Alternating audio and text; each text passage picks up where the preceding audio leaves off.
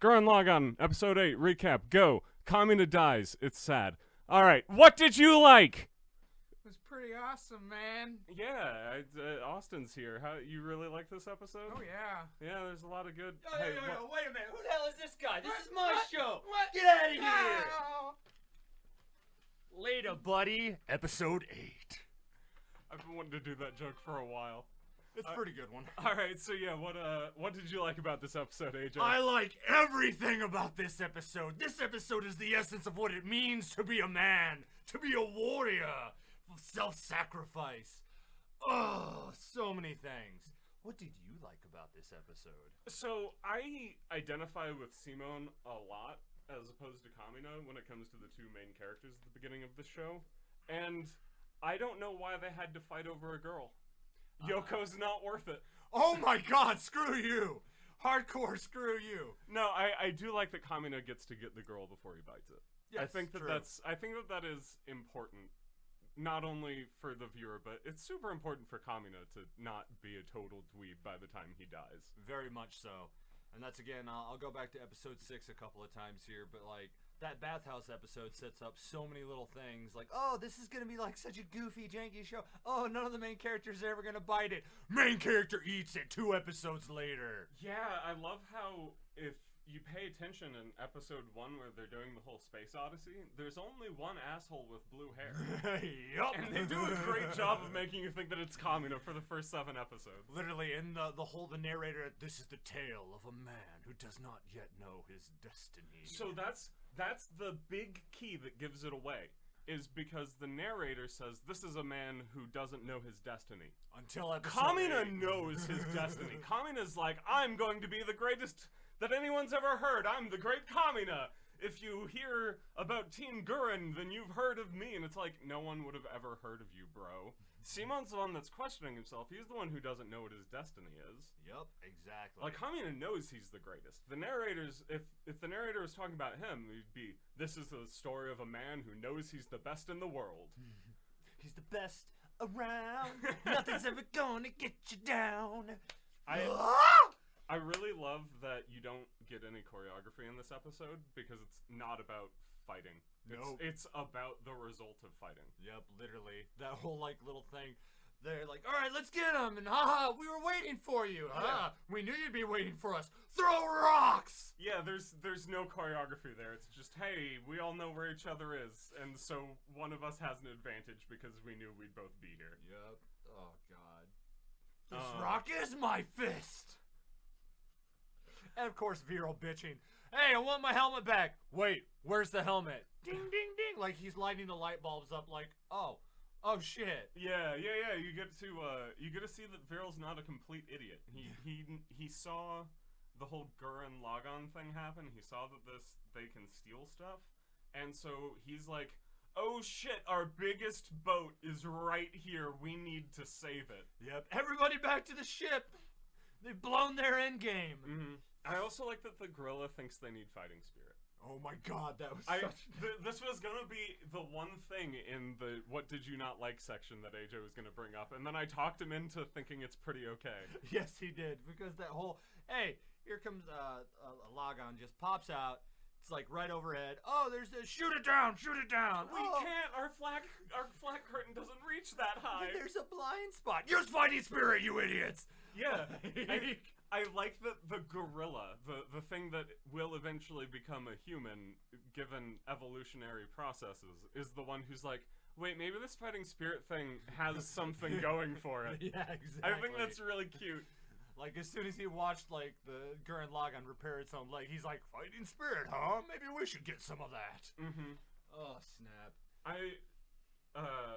Another thing that I like is, just that the volcanoes start erupting based off of the humans being excited. I think that fighting spirit causing volcano eruptions is the most anime thing I've ever seen. Oh, you talking about where they find, like, they off Kamina and Simone? No, it goes happens ballistic? twice. So it happened, yeah, when Simone does his whole thing, and then once Kamina realizes that he's won the battle and it's okay for him to die now, the volcano goes off again while they do their bows. Yes, the second time, obviously, and that's like, I enjoyed the very Sailor Moon-esque like transformations where there's always that explosion in the background, but that one where the volcano explodes with them. Oh yeah. Oh, and then they cut out to the whole crew like cheering and everything, and it's standing before the volcano. Just, Yeah, and you get the joint speech while all that's going on too. That's the first time Simone does a communist speech, and it's the only time he does one while Kami is still alive. Exactly, and it's so fucking perfect because it's like the passing of the torch right there. Oh yeah, and he doesn't even realize it. And even with the finishing move, is he throws his sunglasses, and one pair of sunglasses turns into two. two. Yeah, he realizes that he has spread his ideology to someone who can continue to spread it for him. Exactly, and that's why his finishing move isn't anything crazy. It's just, one projectile becomes two. But that is, again, battle is theater. That attack means something both to the watcher and to Kamina. Yep, so much symbology in that. And then again, like, one of my favorite parts also, dude just had a spear shoved through him, so it's not like his final move could be something really crazy anyway. God, yes.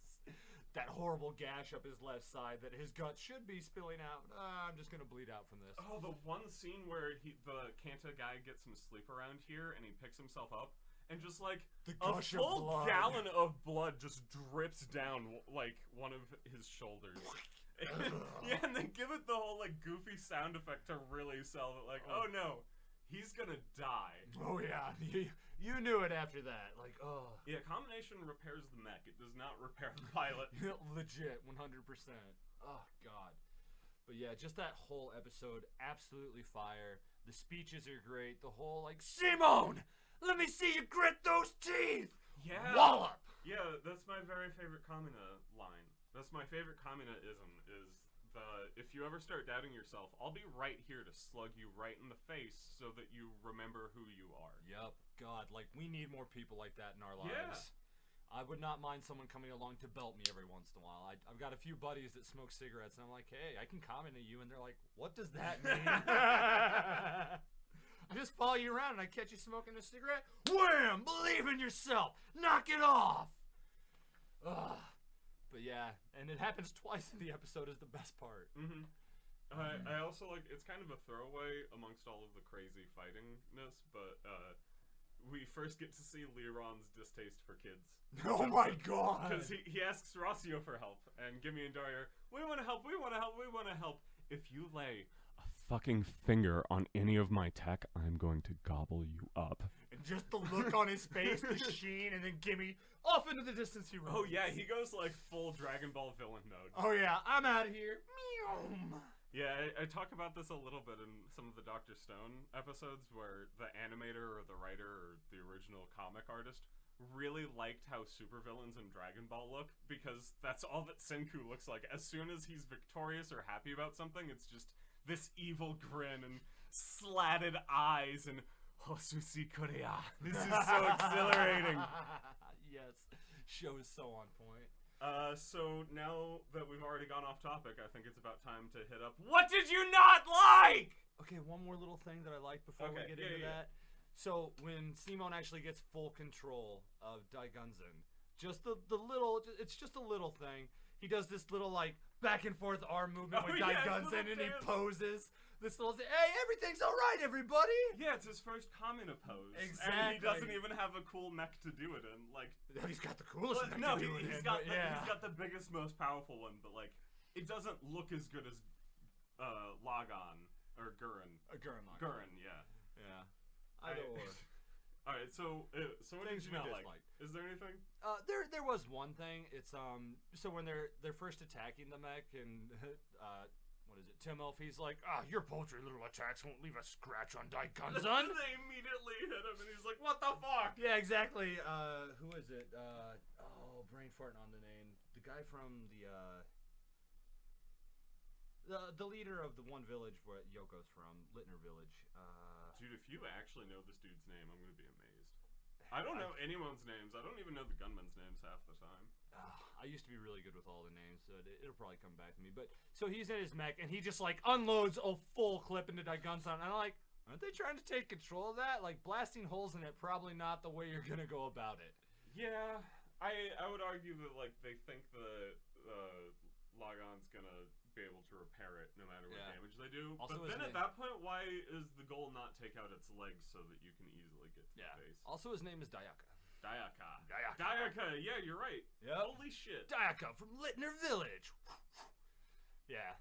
So, and his mech's the one that has Yoko's. No, his mech's the one that's got Yoko's seat. What's Blue Hair's name? This is the real that guy. I don't know his the real name. test.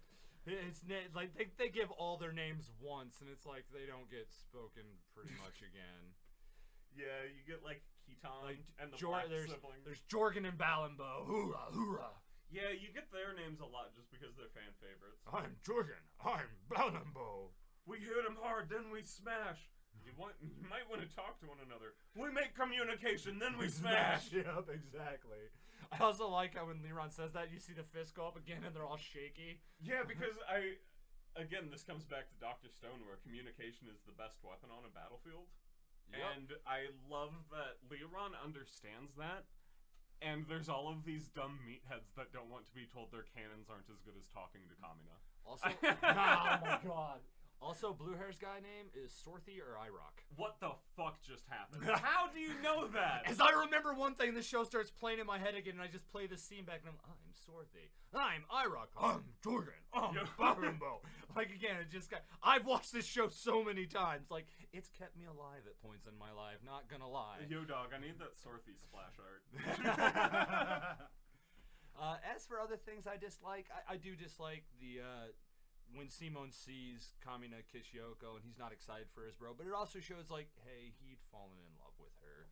Yeah. And like a dweeb, like he fell in love with someone who I can't really say she was out of his league, but you know. No, she was actually super in his league. I would argue that that they both tried to bring up that they had romantic feelings with one another at the beginning of the episode, and both of them are fucking 14, so they don't know how to talk to each other. True that. And then Kamina, being an 18-year-old or 17-year-old, is like, hey, shit's going down. I want to kiss someone. You're hot. Hey, Let's make this happen. Yoko kissed him first. That's true. Yeah, you're right. Your back is your biggest It was blind definitely spot. child grooming, if you want to put it that way. Oh my You're right. god. Sometimes, bro. Sometimes. I'm gonna add another thing to the rules board. Can't talk shit about my show. The whole point of this podcast is to talk shit about everything. And talk Rule number 2. And talk good about everything. Yeah, buddy. As for anything else I disliked, why did Kamina have to die? Because, yeah, he has Simo to. can take over. They need the real leader to happen. Yeah, so spoilers is where we'll go with everything that happens from that point forward. Okay, so would you rather him die here or there be a power struggle between the two of them in season 2? There wouldn't be a power struggle. He'd be the leader. Exactly, but Simone's the one that they need to lead them. And once, they need whatever her name is, once Mina shows up and she's like, yo, Simone has all of this craziness, Kamina would be like, hey, pretty girl, why don't you suck this dick? No, and no. This is canon in my book. It'd be him and Yoko, Simone and Mia. Period. You don't think Kamina's going after the harem anime? No, God no. Like when you got Yoko, like God no. Oh wait, the harem anime. Yeah. No. Yeah. Do you think Kamina could ever steal from his brother? I mean, exactly. If we're gonna logic is irrefutable. If we're objectifying women, then he still won in this episode without understanding. But that's not. He didn't steal one. She picked him.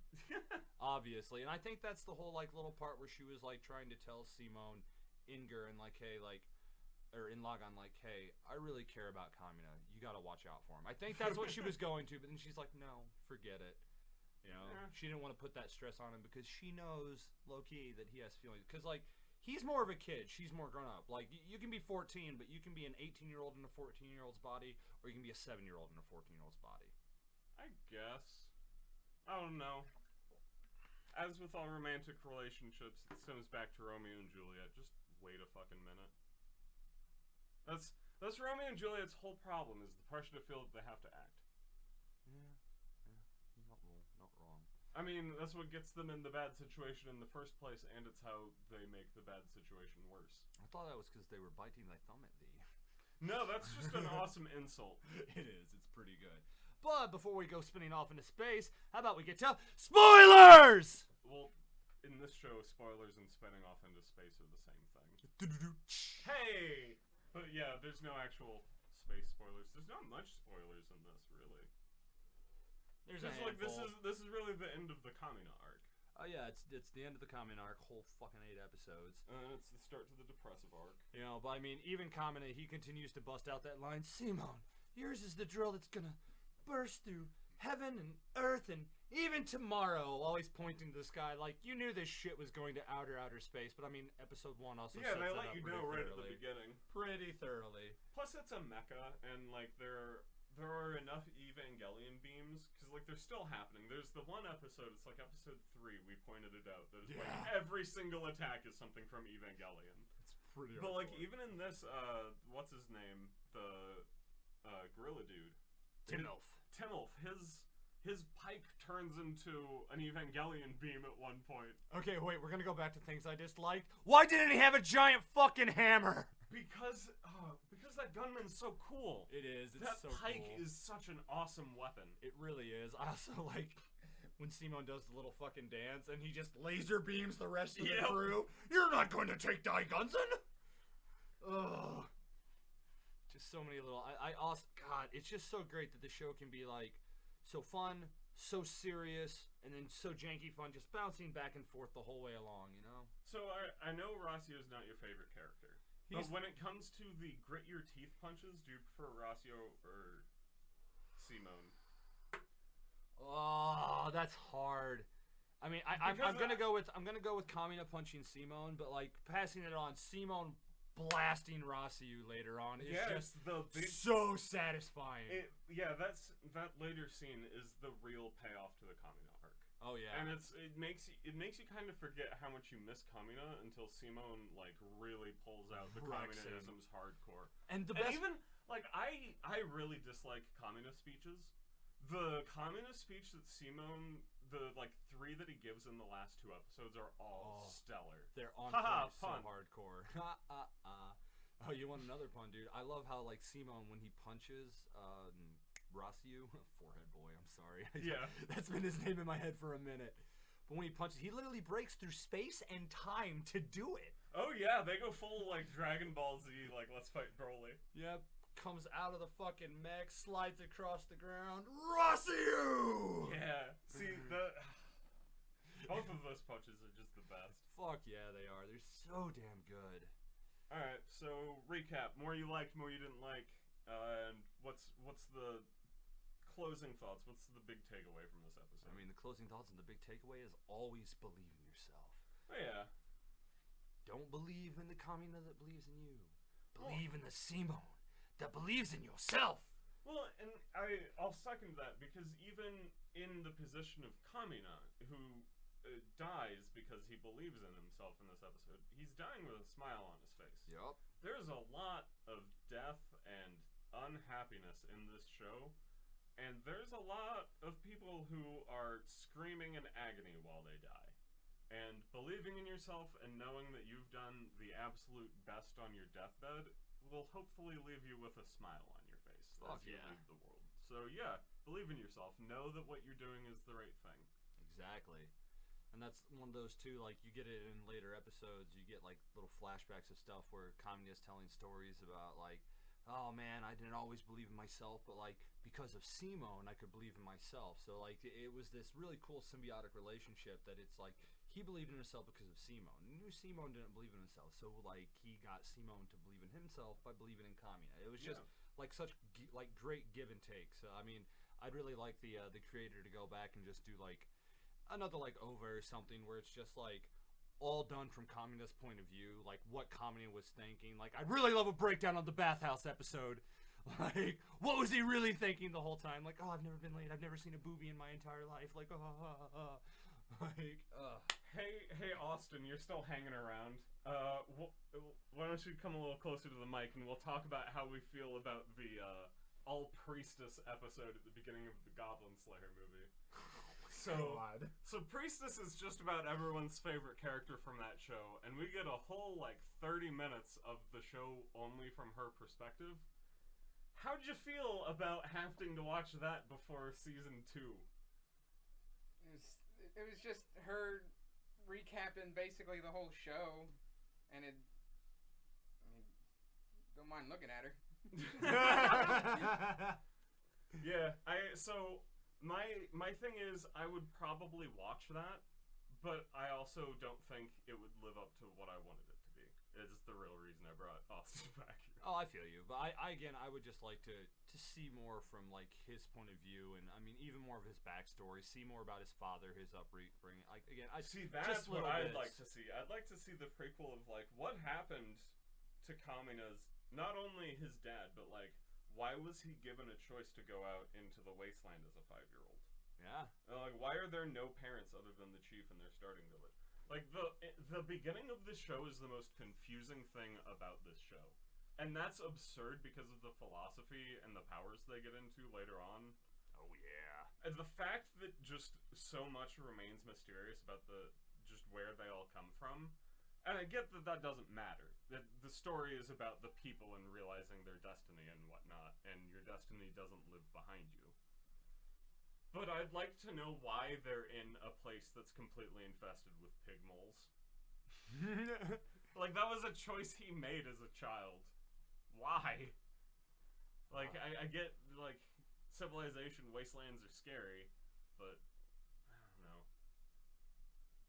And how did the rest of them get there? Why are there social cliques? Like, why are there spoiled girls that won't give Kamina and Simone the time of day in the first episode? Yeah, exactly. That's weird. Do they go to school? Is knows? there a reason why those girls are uppity towards them? Like, surely there's no money or currency down in that hole. Well, the currency is like, you know, pig Yeah, the steaks. currency's meat. That's Currency's meat, and Simone's just a lowly digger. That's racist. Very much so. All right. Well, I think we're gonna call it there. Very much. Yeah, I'm down. Yeah, I'm down. Well, Depressive Arc's coming up next. Can't wait to cry on mic. Yay!